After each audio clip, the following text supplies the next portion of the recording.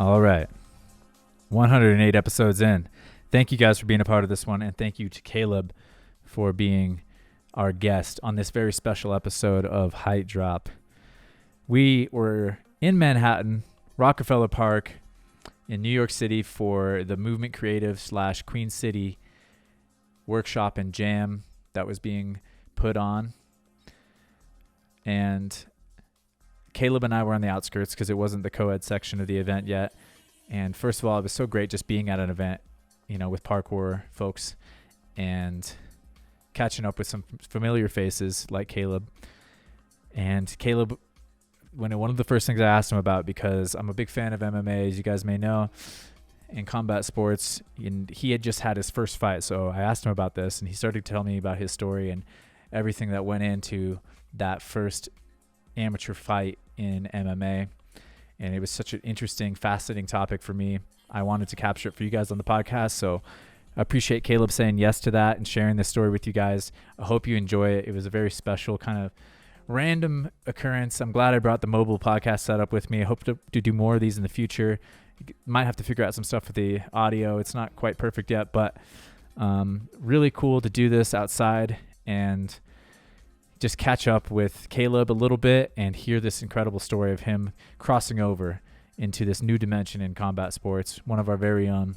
I hope you guys enjoy it as much as I did, and we'll catch you at the end of the episode. Much love. All right. We decided we're here with Caleb Iuliano. Yeah. Am I saying that right? Iuliano. Iuliano? Yeah, pretty close.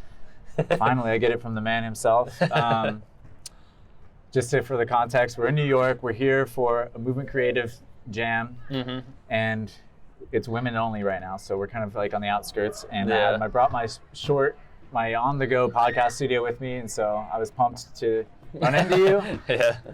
And you were telling me the craziest story I've heard in a long time, and so I was like, I want to do this on the podcast. So for those who don't know, Caleb just did his debut MMA, what do you call it? Just like fight, your first fight? Yeah, first fight. And I'm a huge fan of fighting, obviously. You guys know if you've been listening. And I just want to go into that story with you again a little bit and get a few more questions with you. Yeah. So first of all, I want to know, you said you've been training since how long? I've done traditional martial arts since I was like 13. I started with Taekwondo and Judo, and I used to do competitions and stuff. Yeah. And then I had a break after I went to college where I wasn't doing it for a while formally. And then I've been training MMA for probably about the last 5 years. So I got into Muay Thai, kickboxing, and Jiu-Jitsu, and just actual MMA training. Yeah, okay. And that's, do you have your belts in Jiu-Jitsu right now? What level are you that you decided to debut? I mean, I know that it's not strictly that's indicative of what you can do, but yeah. I'm just curious, I don't know what gym you were at. I'm at the Jungle in Orlando. Okay. Yeah. So in Jiu-Jitsu right now, I'm a blue belt in Jiu-Jitsu. And then in Muay Thai, you don't have any belts. You just train. Yeah. But, all right. Damn, dude. So, tell me a little bit more. I want to know just... Okay, so who was your opponent? Tell me more about your opponent real quick. His name was Nick Dulce. Uh-huh. Yeah, I don't know a lot about him. My coaches tried to look him up. First, we wanted to see if he was a wrestler or something, because there's a lot of people that are wrestlers, and I wanted to know if he was going to be taking me down a bunch. But they didn't find anything in the registry for him, and there was really nothing. The only thing I found online, he had something where he was a football player in high school. Oh, okay. So I was just maybe it's just a football player that decided he wants to hit people. I don't know. But he seemed pretty experienced when we were in the ring. Or in the cage, but we couldn't find really anything on him. What was your fighting style like, or what is your fighting style like in comparison to? Yeah, so mine, I'm not super, I'm not exceptionally good at any specific thing. I'm pretty good at everything. Just well-rounded. Yeah, you didn't have I guess you started with Taekwondo, you said, but yeah. So I have a pretty evasive and elusive style where I use a lot of head movement and a lot of switch steps and stuff. So I don't really get hit a lot, but nice. I do like lots of weird, unconventional stuff. Nice. But like my grappling is pretty good, my striking is pretty good, but I'm not like amazing at either one. Yeah. It's just like if you're a good striker, I'm gonna grapple you, and if you're a good grappler, I'm gonna try to strike you. Adaptive and elusive. Yeah. That makes sense. And do you think that comes from parkour at all? Like, how did parkour translate into MMA? I think the main thing that helps with is just like my body awareness and like my balance. Because a lot, especially in grappling, a lot of times when I'm like grappling with people and they try to like do some takedown, and I can just stay on my feet a lot of the times. Or whenever we end up like scrambling and rolling around, just when you're like flipping through the air, I kind of know where I am all the time, and I'm able to like get back to my feet and stuff, which is not as common for everyone. Like some people, you tip them on their head and they have no idea where they are. Yeah, the scrambling or whatever. Yeah, my style I think is a lot just based on the things that I think are fun. Like I like having really good head movement because it feels really cool to like slip a bunch of punches in a row, and I like really cool looking like unconventional stuff. So I train that stuff a lot. That's dope. And if you could take me through the fight just a little bit, like round by round. You said that the first round things were kind of looking like he was doing well in the first round. Things shifted in the second round, and your legs kind of gave out, right? So so the first round was. Felt like it may have gone either way. I think it probably went to him, but I felt like it could have gone either way when I was in it. Like right when we started out, we came out, we touched gloves, and wait. Before we even get into the fight, I'm sorry. Take people back real quick, because for those who don't know, and I didn't know, and I'm a huge fan. Like, can you just take us through the weight cut process again? Because that is such an insane thing. I didn't realize how. I knew it was tough for athletes. But I knew it was tougher than I knew it was. And it's really gnarly. That's probably one of the hardest things that I've ever done. You fought in the bantamweight division, which is 135, and you weigh about 20 pounds more than that, walking around. Yeah, right now I weigh like 157, 158. Okay, yeah. So like usually at 155, I'm like super shredded. That's like where I consider myself to be really shredded and lean. Yeah. So I had gotten down to that anyway because that's where I like to be, preparing for the fight, and then my coaches wanted me to get down to 150 before the water cut, which to me seems unheard of. So they wanted me to start at 150. So I dieted down over like 6 weeks down to 150. So the cut for the fight is like you start on Monday and you weigh in on Friday. So on Monday I weighed in at 150. And pretty much what you do is the first day you really restrict like your carbs and your salt. Like you don't eat a lot of carbs or salt the whole week. So starting from day 1, you drink 2 gallons of water. Day 2, you drink 2 gallons of water. Day 3, you drink like a gallon of water, I think it was. So you drink a gallon of water, and by day 3, which is Wednesday, you cut out all the carbohydrates and all the salts, which I had already kind of done anyway the first couple of days. And I was eating like a chicken breast and a couple of pieces of eggs, or a couple of eggs every day. And then Thursday morning was when it gets really hard, because Thursday morning by noon I have to drink a half gallon of water. I think I ate like 2 eggs, and then I wasn't allowed to eat again until after weigh-ins were done, which was like 5 o'clock Friday night. Oh my God. So yeah, like 30 hours or something like around there. Yeah, right? of just like a half gallon of water and and you're 2 already eggs. like on death's door in a way. Yeah, so you just like fill your body with water for the first couple of days, and then you just take it all away.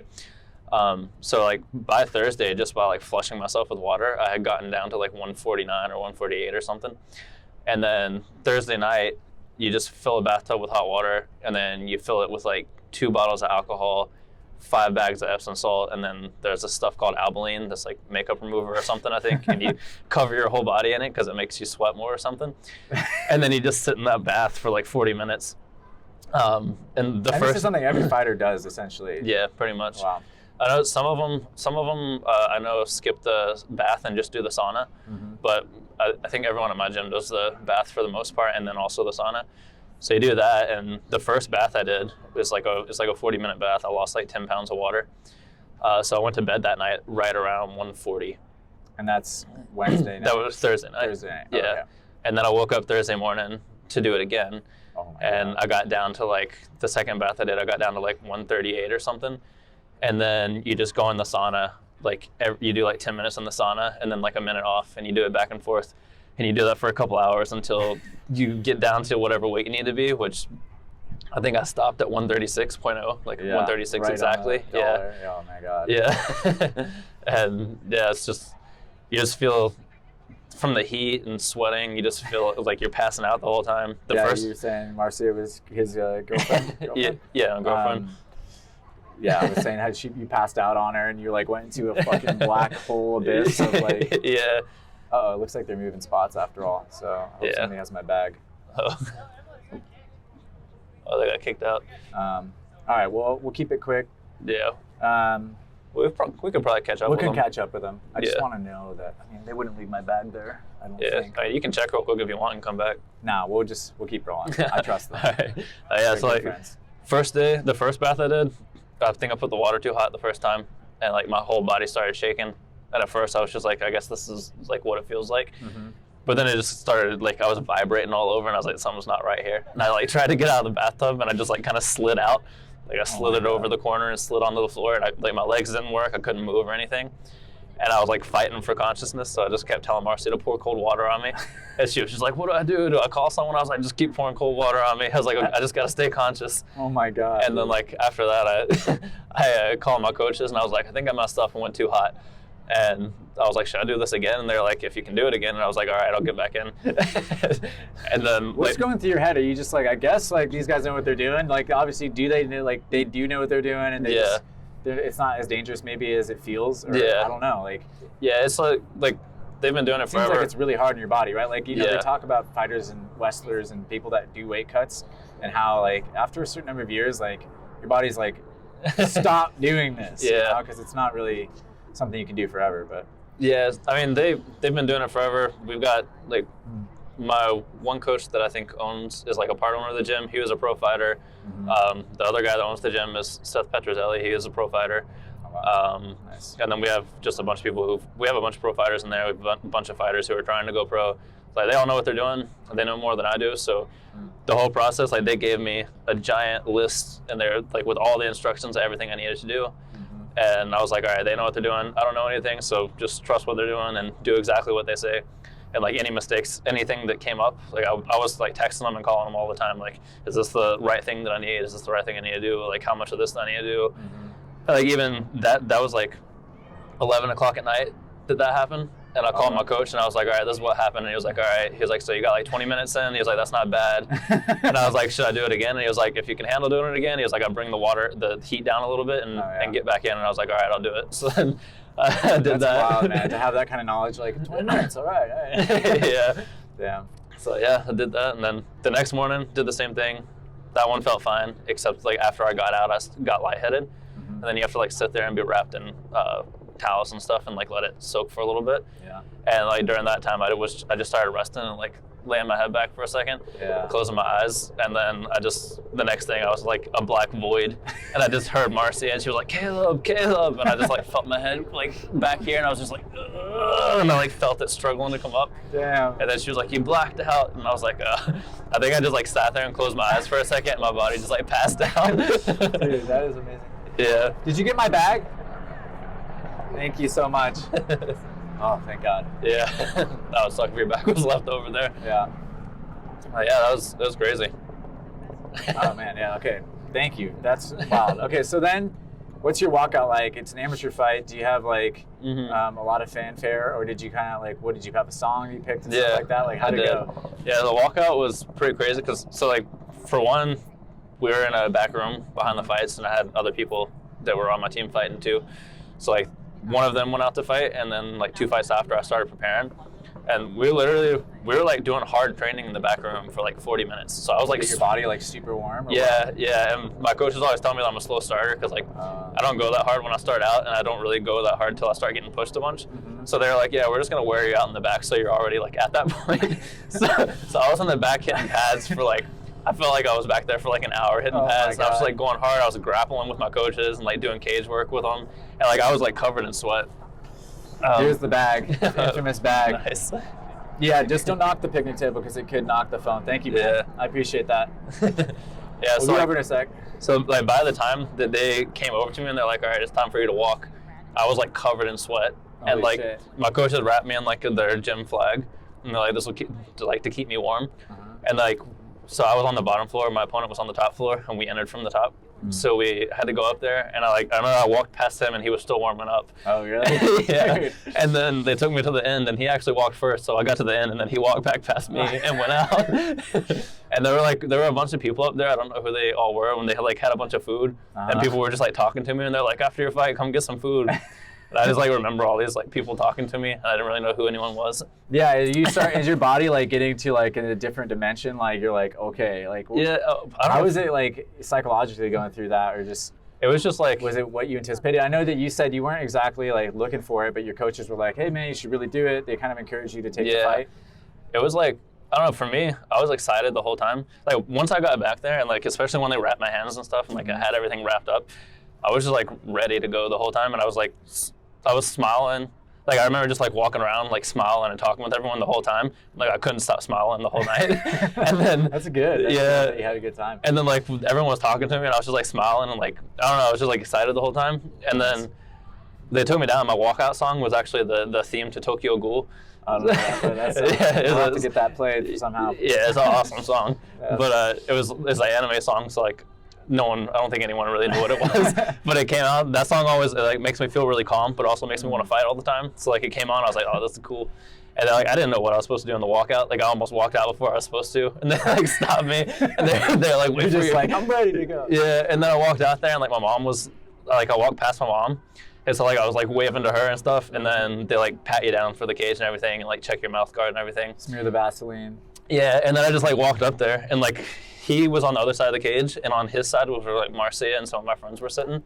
So I could see her over there, and I was just smiling, but he was his face was all ready to go. And I just remember that I was smiling, I was this, waving to me.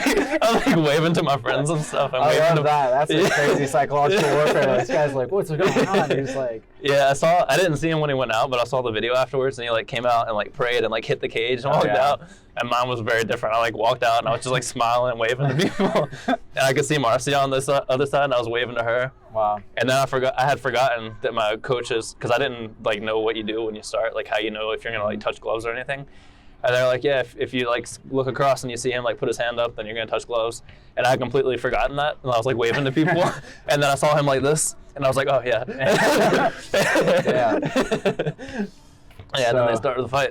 Yeah, wow. And so the first round was back and forth, you said, could have gone either way, but... Yeah, so the first round, it was the thing with the fight is so weird, because it's it's way harder than you expect, but way easier than you expect. The actual fight was way easier than my training. Mm-hmm. But the intensity and the speed that things happen is way faster than you anticipate. So you can't really go that hard in sparring. Yeah, I've never hit someone 100% in sparring. Because otherwise, people are getting knocked out way too often in practice. I spar at 25, at most 50%, and I usually stay at 25%. Damn, that must be crazy. So when we stepped in there, we were kind of going back and forth, and the first thing, I think this was in the first thing that happened was he did something and threw a kick, and he kicked me in the leg, but it knocked him down. So he stumbled off of it. And I remember, right when he stumbled backwards, I rushed forward after him. I don't know, but yeah, they went that way. We'll catch up to you guys real soon. Yeah, so he started off with a kick, and he stumbled, and he stumbled backwards. And I rushed forward, throwing strikes at him. And then I heard my coach, because they were telling me that you'll get too hyped up right in the start, and people just start being crazy. Oh, yeah. So I was rushing forward, and then I heard him calm down. And so I was all right, and then I backed off. And as soon as I backed off, he rushed at me. And I caught him and threw him across the cage pretty much. He just flew all the way to the other side of the cage. Damn, like a bull. Yeah. And then then we kind of got into the fight, and I remember he was the first one to land a strike. So we were kind of going, and he hit me. It was one of the only hard hits that he hit a hard right hand on my eye. And it hit me, and I was this is real. I was we're hitting hard. And then, because up until that point, I was can I hit someone full power? Can I really go all out and hit somebody? Yeah. And I had never seen the speed and intensity, and that was the first time, because he came forward, and it was so fast and so intense, and then it hit me, and I was okay. And then from that moment, it was all the limiters just turned off, and I was just full power the whole night. That must have been wild. Yeah, but he kind of had the lead in the first round. He was pushing in the first half of the first round. And I think he was landing, he landed a couple good leg kicks and stuff. Mm-hmm. And then around the second half of the first round, that's when I started, the limiter came off, and I really started pushing back on him. Mm-hmm. And I remember I was pushing him back a little bit, and then right when the bell rang, I threw like a switch cross with the left hand, and then stepped straight into a leg kick. And then right when it hit him, the bell rang, and then I was like, all right, we kind of like went back and forth. And like I went back to my corner, and my coaches were like, all right, that could have gone either way. It might have gone to him, so you need to like do whatever. They were telling me what I needed to do for the second round. Second round, I felt like I was just like killing it because I was pushing him around the ring. Like I hit a bunch of hard stuff. I hit one point he was coming towards me at the cage, and it was like the coolest moment of the night for me. When I like faked the right hand because he kept going left. He was really good at circling out to my left.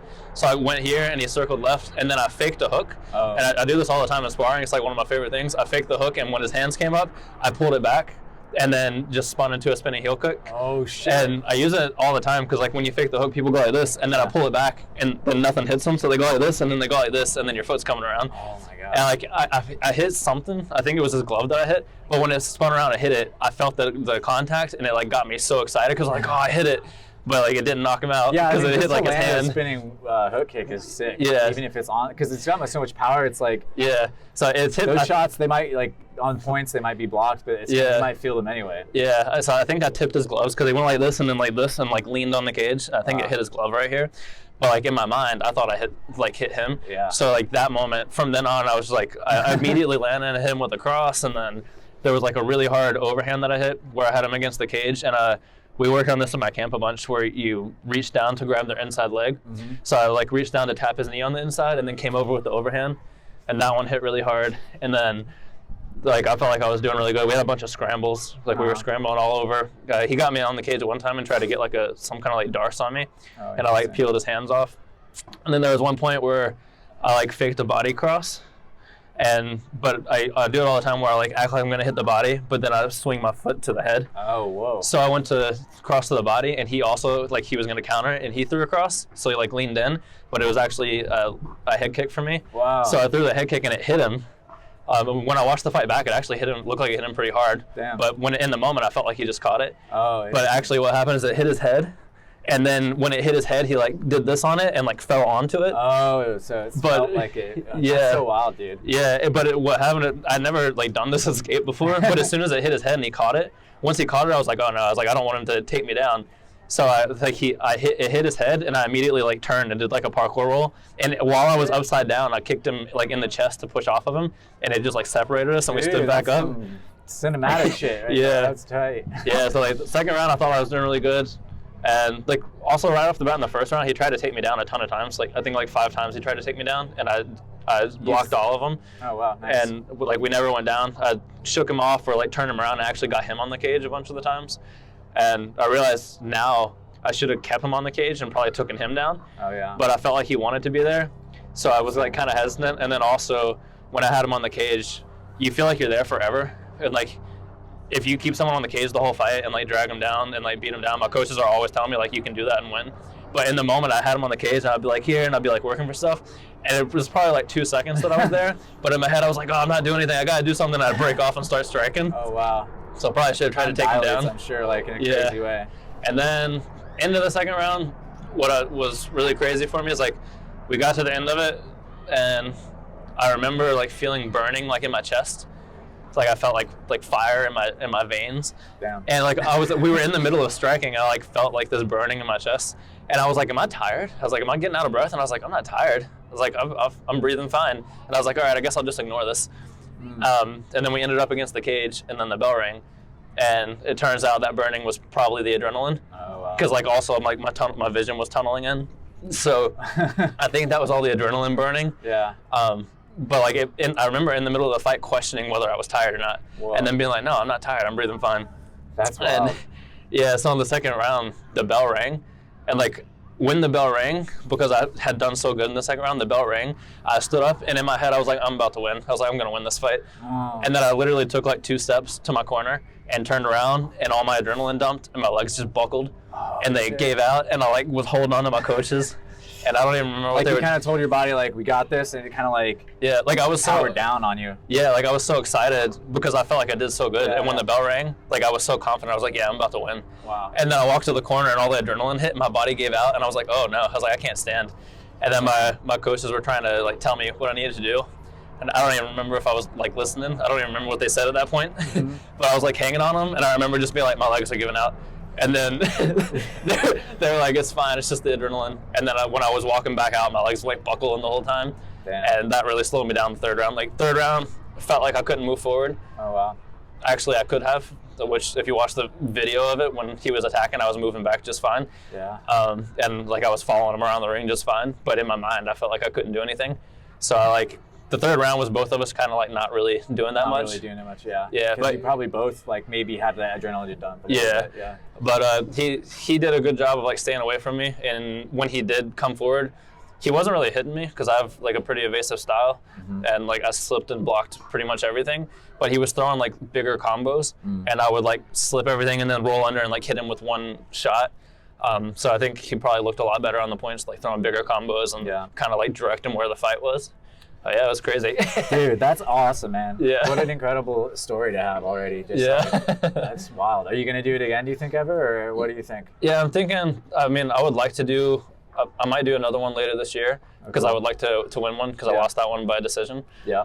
29, 28? Yeah. I don't even know what it was. Well, it sounds like it had to have been maybe 2 rounds till that second one sounded like it was yours, right? Yeah, maybe.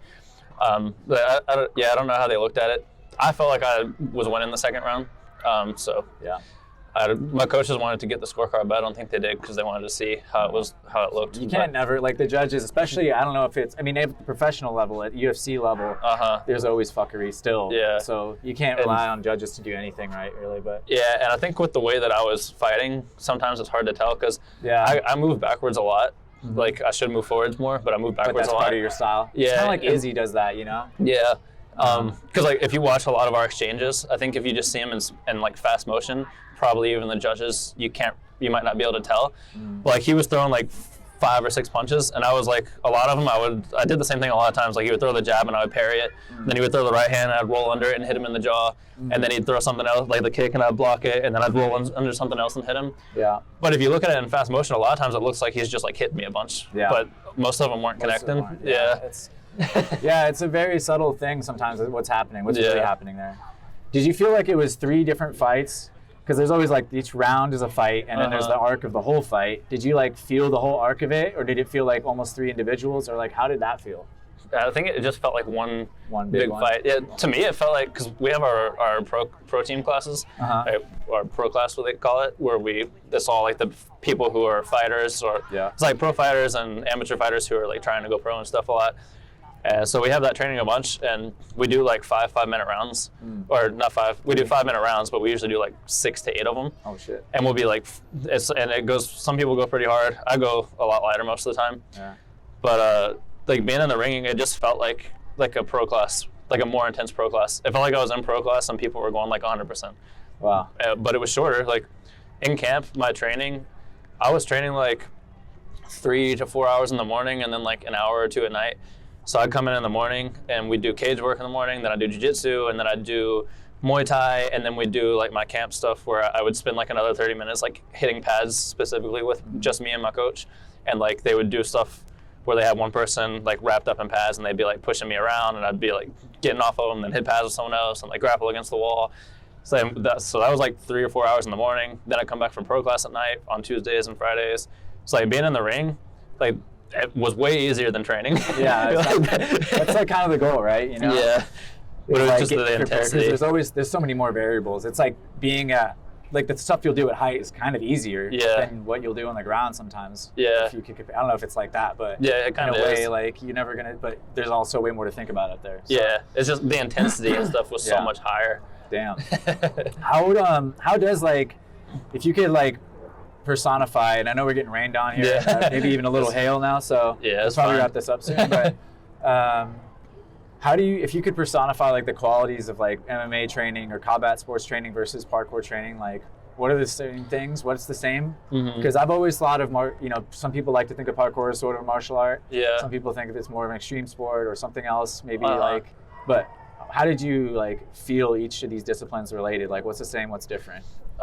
The thing that's the same for me personally the most is like, I think the people who can get really good at parkour, who aren't just like just come, because some people just come out and they're just beasts immediately.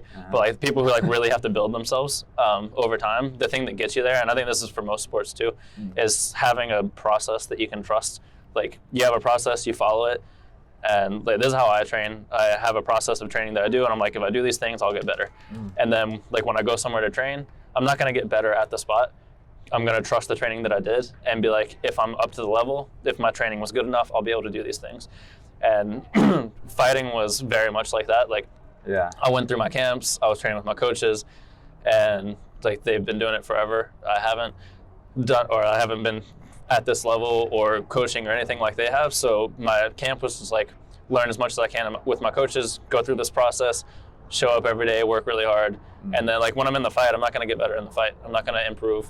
I'm not going to learn anything in that moment. So it's just like, I had all this time, I had all this process. Now I got to trust the process and trust that like either I did enough or I didn't do enough. And I think that's the same for me. It's the same in parkour, and it's the same in MMA. Is like you do your training process, and then when you show up to like the spot or you show up to the fight, you did enough in your training or you didn't do enough in your training. Like, nice. Either one.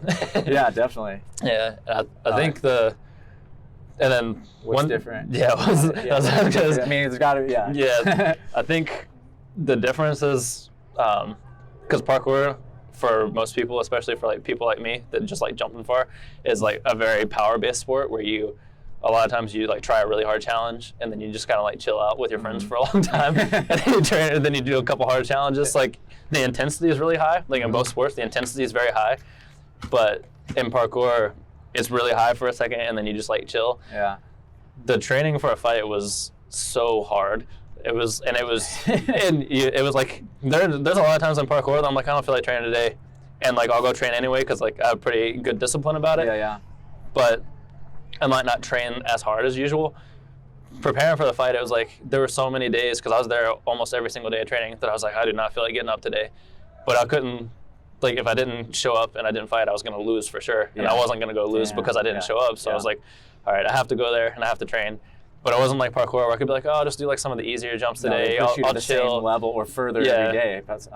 You go there and your coach is like, this is what you're doing today. And then you have to do it. You got to have the discipline. I didn't. I mean, I'm nowhere near even like I've dipped my toe barely in comparison to what you've accomplished and what you're doing with combat. But I did take some classes, some Muay Thai and some Jiu-Jitsu classes at the gym where I am local.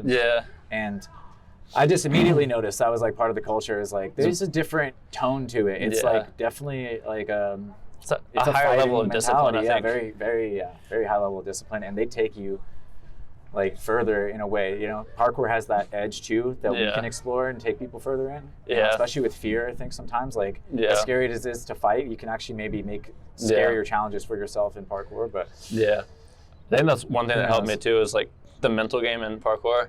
I felt very calm, like facing things and fighting.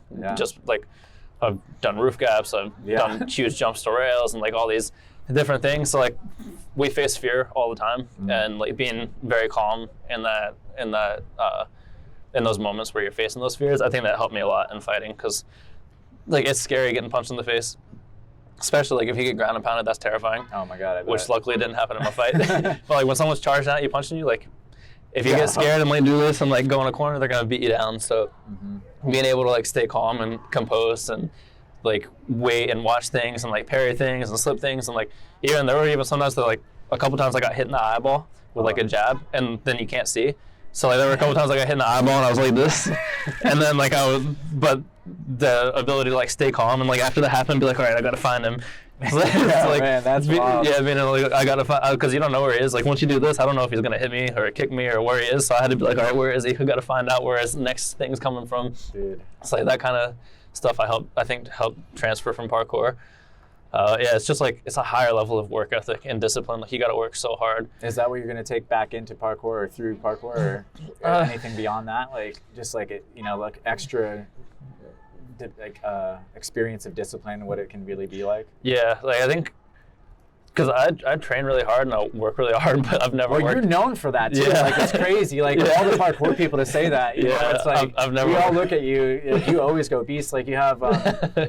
Really, you lift really heavy. You can do lots of things with your body, and like you're clearly very disciplined about it. And How did that play into your decision to fight? I'm a little curious, like that whole journey, because I think you again, you exemplify that kind of attitude. Like, what was it like philosophically almost about like why you wanted to approach this challenge? Oop, we lost our. Oh no! Hold on. Hold up. Cut that out, maybe. Maybe I won't, because it's cool to leave the ridiculous shit in. No, I think it's okay. It just needed to be stood back up. Thank you, though. We're almost probably finished. Yeah. But Just waiting for work to start in another hour. oh. But yeah, where was I at? It was just. I think it was philosophically. Philosophical. Oh yeah. So yeah, tell me a little bit about your approaching this, like from like. Just because I know you're that guy, I feel like I don't watch like a lot of anime, but I know like you have really like a good appreciation for like someone's journey and like the choices they make. I feel like that's my impression of you. I don't know if that's on, but can you tell me about like making this choice and like why you made it? And I think that'd be interesting just to hear about. So I mean, I've always been in martial arts. Like I did it when I was younger and stuff, and I'd always like considered fighting and stuff. Like I was telling you earlier, I don't really like to hurt people, so I've never like, I wasn't even sure. Even in the fight, you're like, oh, I'll get hurt, then I'll go hard. Yeah, like I wasn't, that was one of my big concerns, like can I even hit someone as hard as I can? I don't know. But I always, like I love combat, I always enjoyed it, and somewhere in my mind, I always thought like, if I didn't do parkour, maybe I would have pursued fighting or something. But I'd always like kind of talk myself out of it. And there's just like a part of me inside that was always like, if you don't step in a cage, you're gonna die with regrets. And I was like, I can't do that. Like I have to experience these things. Like I have to see what I'm made of. I have to see like if I can do it. Like I have to put myself in these situations that are like calling me and experience them before I die. So that was like the main reason that I decided to do it. And of course, I always have my coaches telling me that I should fight all the time. So like that helped push me there too. That's dope. And then like when the fight came up, it was just like I've always been someone who works hard for everything. I'm always pushing myself hard. And so really in there you have people pushing you even harder than you want to, because training for a fight, for me, it was like you're always at the edge. You're always at the point where you're like, I can't go anymore. Like 10 minutes into the day, you're at the point where you're like, I can't do this anymore. Oh my God. And then you have like 3 more hours of it. That's nuts. So you're just like always on that edge, which is not something that I've really experienced besides there. Damn. But like I'm always gonna be the person that like shows up to the things I need to do and like puts in the work that I need to do. So like whatever my coaches told me I needed to do, I was there. Whatever they told me that I had to work on, I was working on. Even though like 2 rounds into training, most of the time I was like, I don't want to do this anymore. I had more stuff to do, so I'd be like, I can't do it, but I'm gonna do it anyway. And then like every Sunday we had a cardio day where it was like you're basically doing sprints for like an hour straight. Oh my God. And I hate running. I hate it. I hate cardio so much. And every Sunday morning I was like, I do not want to go to this. I hate this. And then I'd get up and I'd go there. And the whole time I'd be like, I hate this. I hate running. I hate doing this. And like I wanted to quit all day, every day. And then I'd get to the end of the day and then it would be over and I'd be like, all right, 5 more times and then I never have to do this again. That's dope, dude. Wow. Yeah. And the funny thing is I was actually in a fight camp in October because I was supposed to fight in October. Oh, but I didn't get an opponent. So then my fight was in January. So I did like 8 weeks of doing that. And I was like, all right, just get through this 8 weeks. I'll never have to do it again. And then it didn't happen. And I was like, all right, 8 more weeks. Just go sprint every Sunday for 8 weeks. So I never have to do it again. That's so nasty. Oh my God.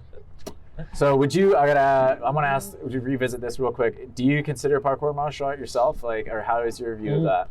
And like, did it play into I think it can be kind of considered one. I think it depends how you train. Because I think parkour can be like a very disciplined art that carries a lot of martial arts qualities if that's how you train. I don't think necessarily everyone trains that way, but I think that it can be. And for me, it's always shared a lot of like the same types of values. So I usually think of it more like an action sport, but like I also it's like there's like a pie chart where it's like an action sport and it kind of like overlaps with martial arts in certain areas. So that's kind of how I view it. I like that answer. I think I agree with that. Yeah. Because it certainly can have some of those values, but sure, yeah. And I sometimes I approach it that way, and sometimes I don't. Yeah, I would say so. It's true for me for sure. Yeah. Well, shit, man. Thank you for sharing your story. I don't know if there's anything else like you want to cover about it or anything. I mean, it's cool to see you. Just it's great to catch up. Like, how are things with Rilla Hops? How are things in Orlando aside from that? Like, well, for me, it's pretty good. Like, I'm training, and like I still train MMA all the time. I had to train parkour less while I was doing my preparation for the fight, but now I'm back to training hard. I feel good. I'm like stronger than I've ever been right now. Oh yeah. How old are you right now? 31. Nice. Yeah, so I took my first fight at 31. What's up? We're taking it to the next level. Yeah. So I feel like I'm about to approach being more powerful than I've ever been before too. Yeah. But yeah, it's kind of weird because like during the fight I lost so much weight. So like it was like the 2 weeks after the fight, my jump was like negative, and I like could not lift weight at all. Like I was so weak.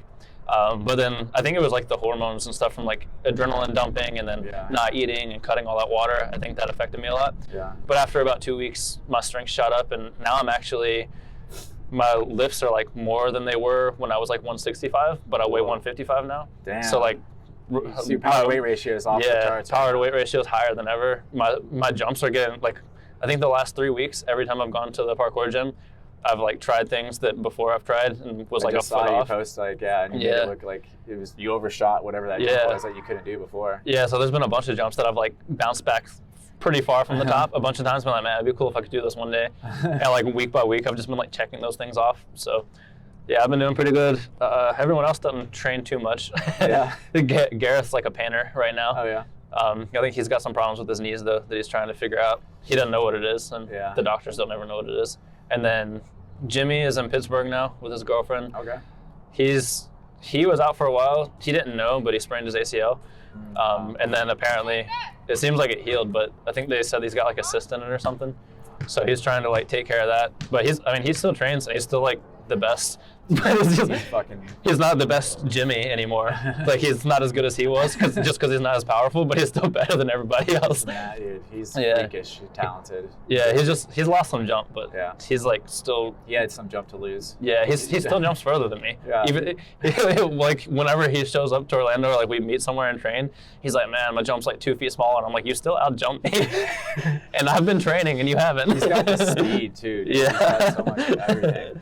Yeah, I think he's trying to get his knee fixed so he can train more. And then Lorena is opening her gym, and I think she's got some stunt work. Yeah, I think I'll probably talk to her before or around that. When that gym opens up.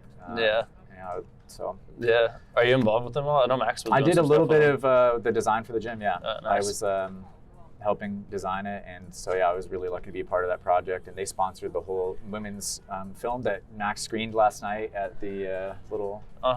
Premiere. I guess it was like a sneak peek, not a premiere, but so it was really cool. I can't wait to go down there because I did have a pretty heavy-handed designing it, so I can't wait to see what the shapes look like in real life.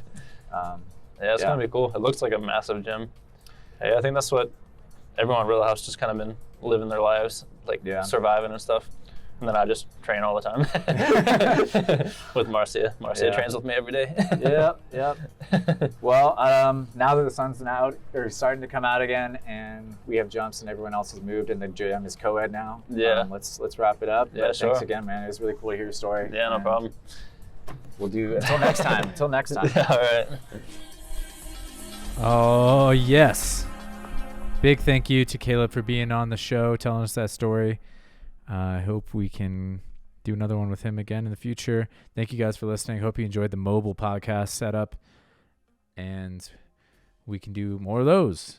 I am encouraging everyone now to jump into that description, support the podcast, subscribe, leave dozens of comments, tell all your friends, pump up the reviews with 5 stars in Spotify and iTunes. Buy yourself some High Drop merchandise if you feel so inclined. We got the blankets. We got the pillows. Nobody's doing the domestic goods like High Drop. And, of course, we have like T-shirts and hats and everything else too. So I love you, and I will see you guys in the future. Much love.